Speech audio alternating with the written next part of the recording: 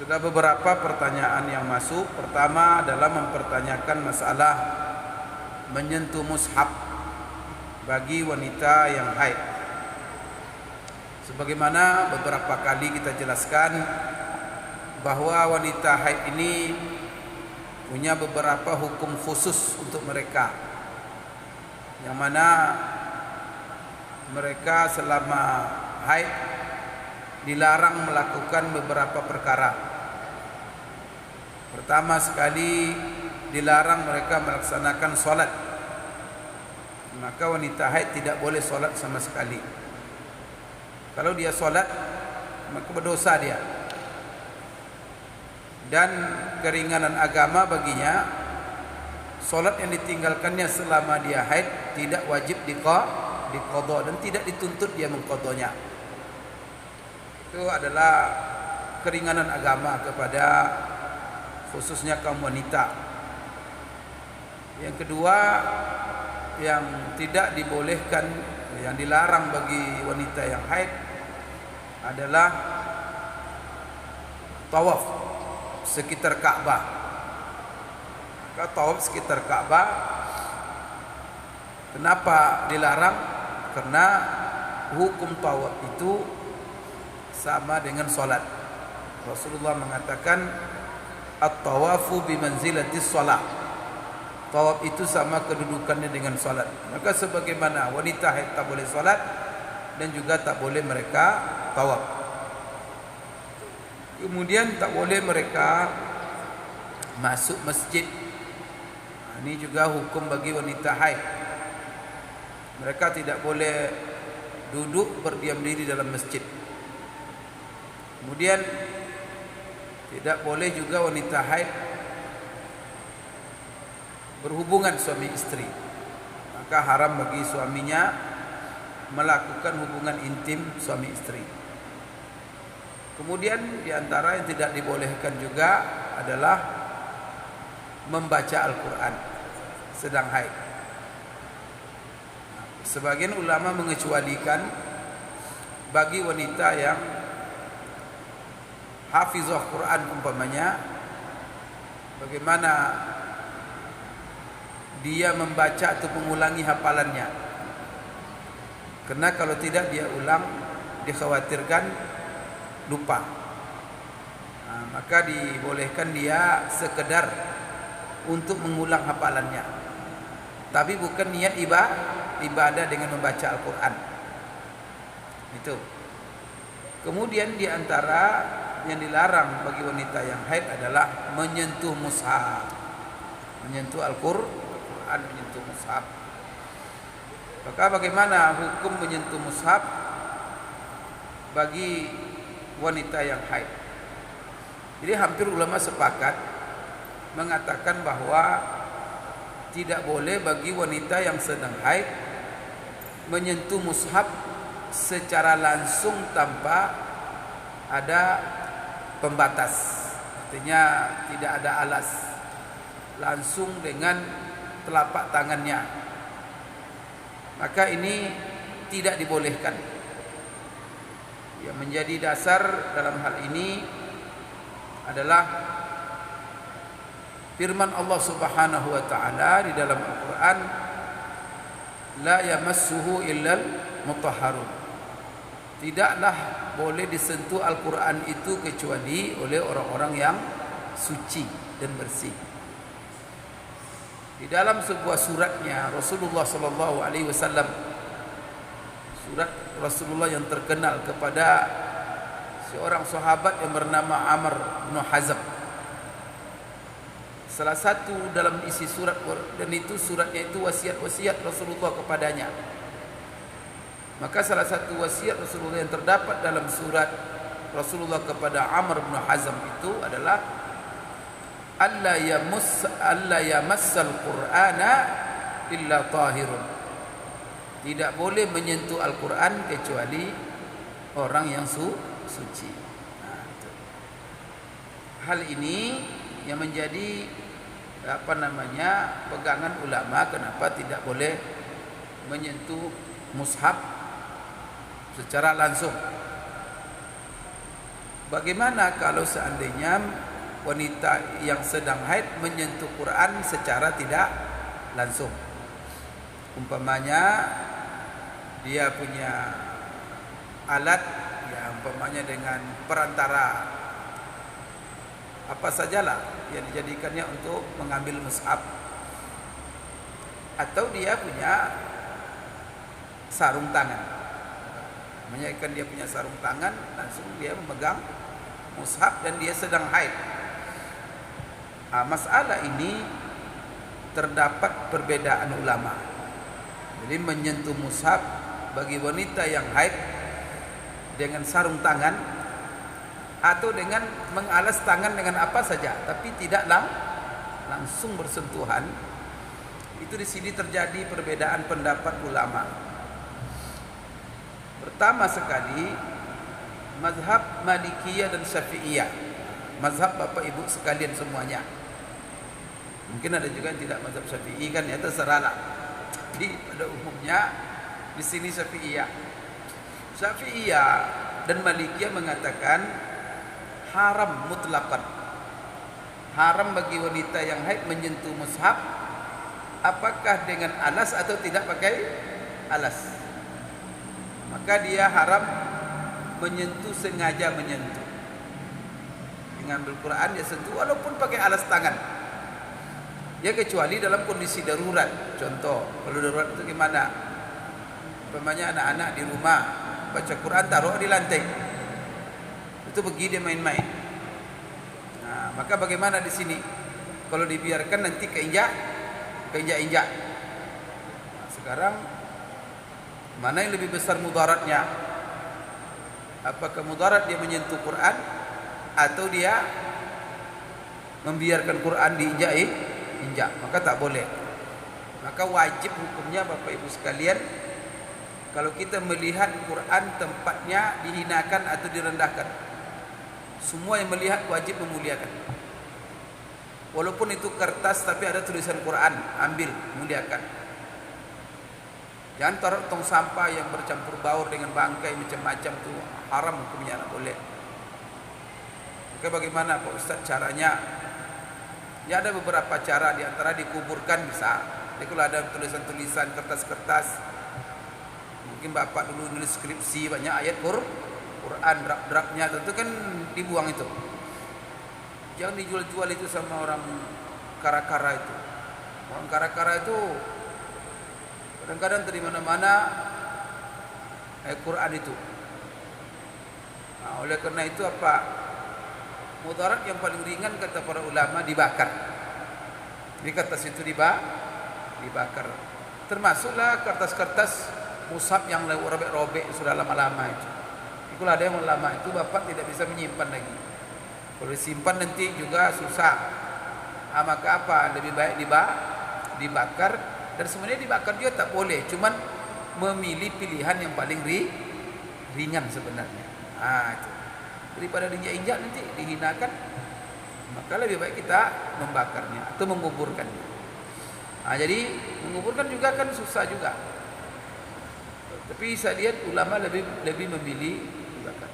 Jadi di sini kalau nasi darurat, maka apa? Fatwa-fatwa ulama, maka berusaha dia jangan menyentuh langsung, tetapi pakai perantara. Mungkin ada ibu dia sedang haid, maka dia ambilnya punya kayu atau apa, dia angkat, atau barang-barang yang suci lah, terhormat lah mengangkat Quran itu. Kenapa Bapak Ibu sekalian? Nah, ada orang meremeh-remeh. Kenapa itu katanya? Itu kertas itu. Ada masalah katanya. Astagfirullahaladzim. Pula yang ini melarang pula mencium-cium mushaf, menaruh ke kepala cium-cium. Apa itu katanya? Bid'ah pula. Ya kan? Semuanya bid'ah. Bapak Ibu sekalian, karena prinsipnya semua yang tersentuh dengan Al-Quran itu menjadi mulia. Memang kertas Quran itu yang dijadikan menulis sebaik kertas itu barangkali yang membuatnya orang non muslim, mungkin yang membuatnya PT apa namanya, Dakihat atau RAPP kayu. Tapi ketika dia kertas kosong, ini tidak ada nilainya. mau Bapak taruh di sampah, mau Bapak injak-injak, kalau dia kosong tak ada masalah. Tapi kalau sudah ditaruh, ditulis di kertas itu ayat Quran, maka kertas itu menjadi mulia, wajib dijaga. Jadi mulia kertas itu kena Quran, bayangkanlah itu. Maka saya pernah menjelaskan juga, semua yang bersentuhan dengan Quran menjadi mulia. Nabi yang diturunkan kepadanya Al-Quran menjadi nabi yang paling mulia. Umat yang menerima pedoman hidupnya Al-Quran menjadi umat yang paling mulia. Malaikat yang mengantar Al-Quran kepada Rasulullah menjadi malaikat yang paling mulia. Tempat yang di situ tersimpan Quran menjadi tempat yang paling mulia, Lauhul Mahfuz. Fi Lauhin Mahfuz, kan itu langsung Allah hubungkan Lauhul Mahfuz dengan Quran. Kemudian juga malam diturunkan Al-Quran itu menjadi malam yang paling mulia. Bayangkan Allah jadikan malam diturunkannya Al-Quran menjadi malam Lailatul Qadar. Maka Allah ketika menceritakan tentang malam Lailatul Qadar, Allah hubungkan dengan Al-Quran. Inna anzalnahu fi Lailatul Qadar. Bayangkan itu. Begitu Allah memuliakan malamnya yang tersentuh oleh Quran jadi malam paling mulia tu. Bulan yang diturunkan di situ Al-Quran menjadi bulan yang paling istimewa. Bulan apa? Suruh kita puasa sebulan itu. Maka hakikatnya sebagian ulama mengatakan hakikat puasa itu sebenarnya apa?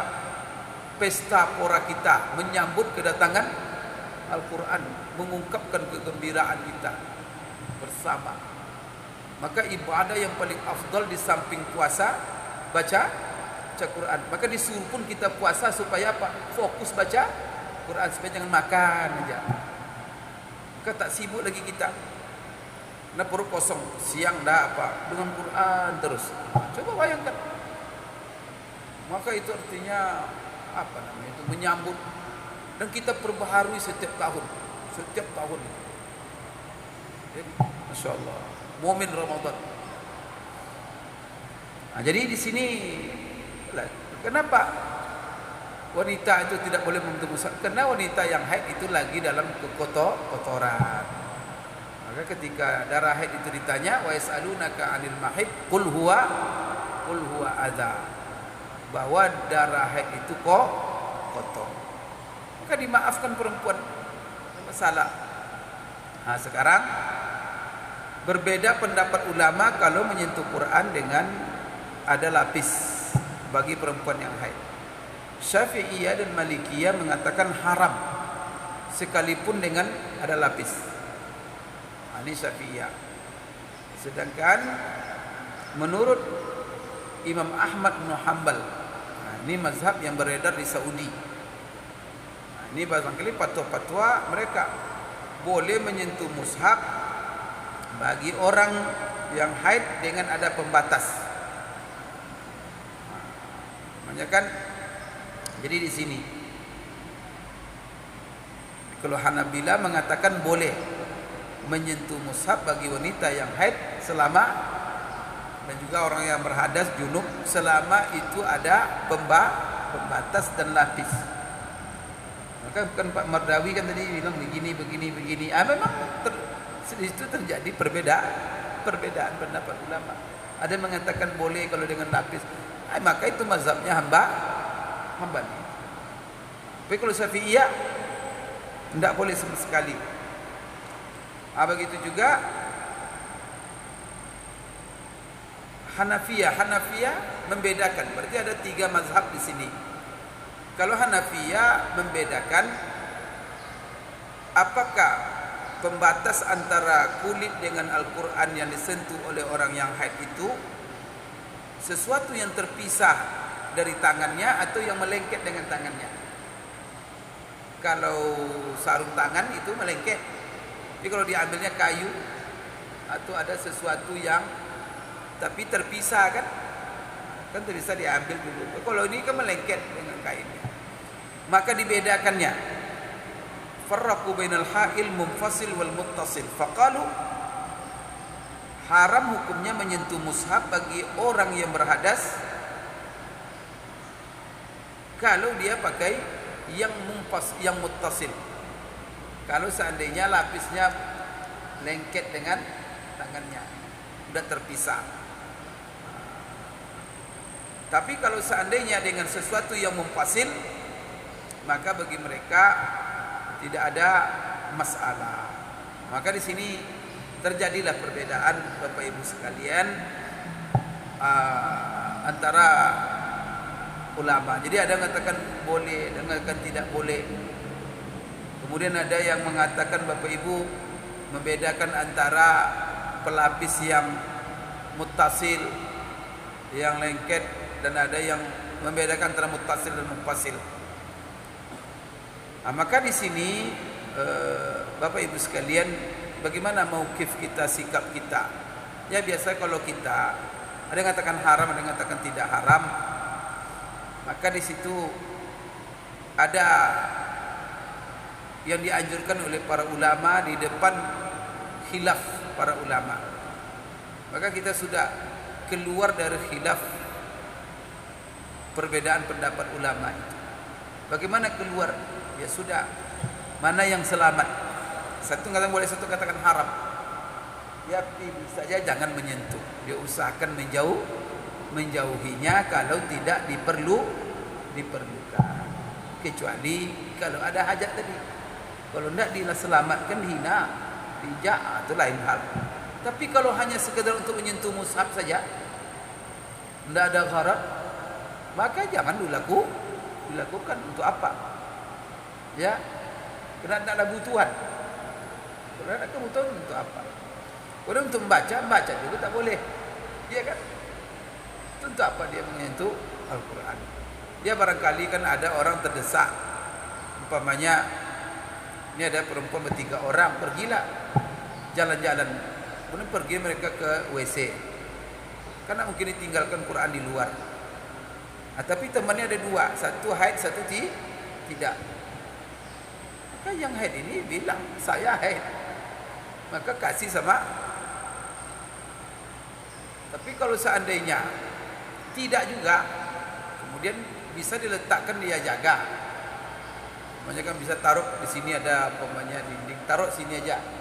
Nanti saya lihat tanpa harus menyentuh. Maka selama dia tidak diperlukan menyentuh, maka jangan menyentuh, itu aja. Untuk menghindari, itu namanya keluar dari perbedaan pendapat ulama untuk lebih selamat. Itu aja. Wallahu a'lam bishawab.